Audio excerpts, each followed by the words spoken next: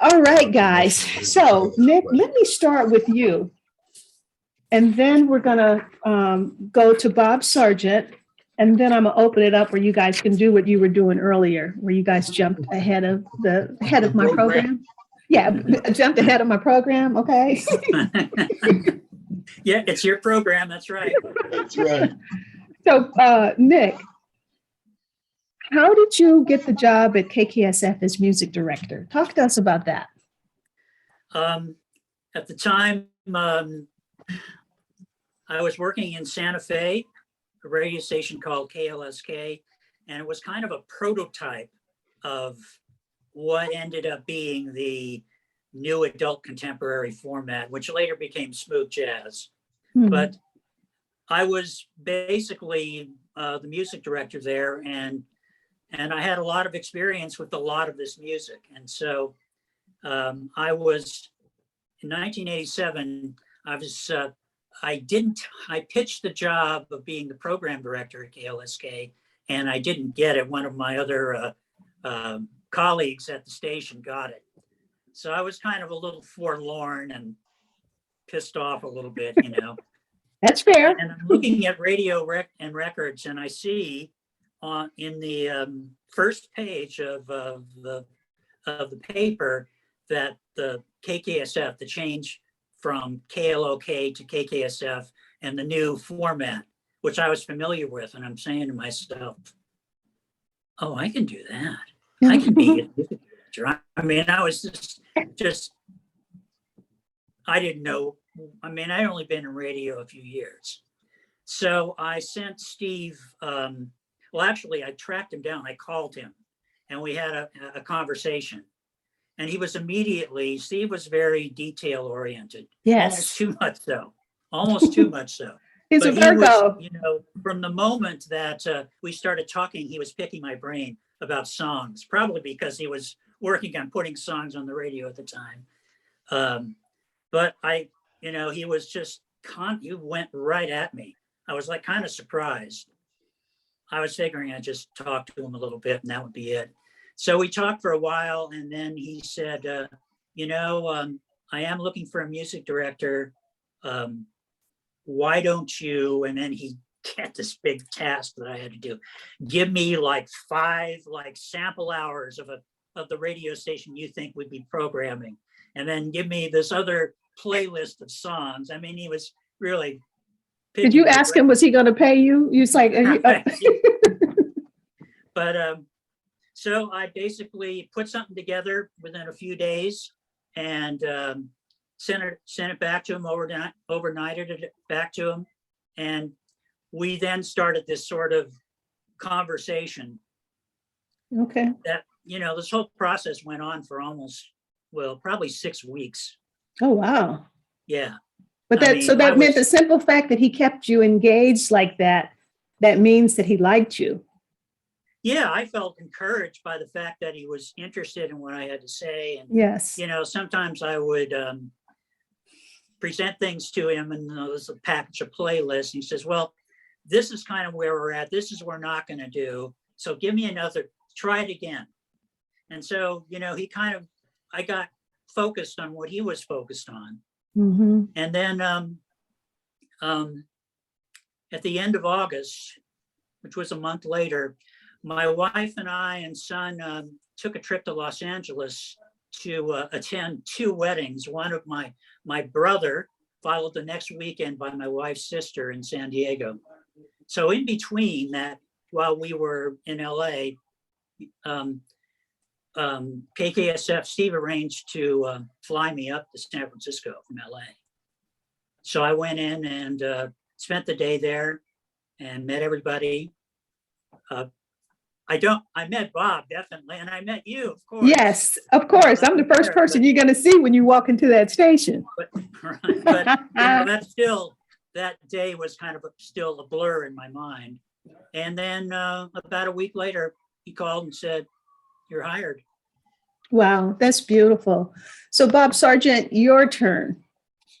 So talk to me about the impact that Steve had on your career, because you were very young, because you and I were at KLOK before it turned over to KKSF. So, Bob, what was your experience like working? Yeah, with I was just out of school, and so the station that I originally was hired, and Nick referred to it, Clock FM, um, run by Bill Davis and Phil Phil Davis, and Davis? Bill Weaver, and Yeah. that whole group, and I didn't know any better, and we were like different format each day, and listeners voting on records. And for me, it was just a wonderful experience to get thrown in the deep end of the pool because there were so few people there. So I was learning the business just through osmosis every day, even though I'm not really sure I realized it to that degree at the time. And then so when Phil Melrose and his group around broadcasting took over, I mean, it was like night and day. I was like, oh man, this is how a real radio station works. And then you knew it was going to be a few months down the road before they would flip it to what they were really going to do, before they really kind of had their hands around the place. And they kept things in very close quarters in terms of what they were going to do and what the format was going to be. And so Steve inherited me, and thankfully for me, that relationship connected. Steve's license plate was "It's to Laugh." And what we connected on was humor. And at this point, I had lost my mom. I was, 18, 19 years old, and I was lost. And so that place was kind of like my family. And so I was petrified that I wouldn't have a job, and I get to meet this guy, and man, we just connected, and we had the same birthday. And it was just an immediate connection.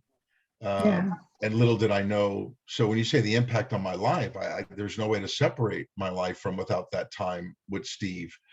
And, I look back now and realize all the lessons that I knew he was special. I knew the way he thought.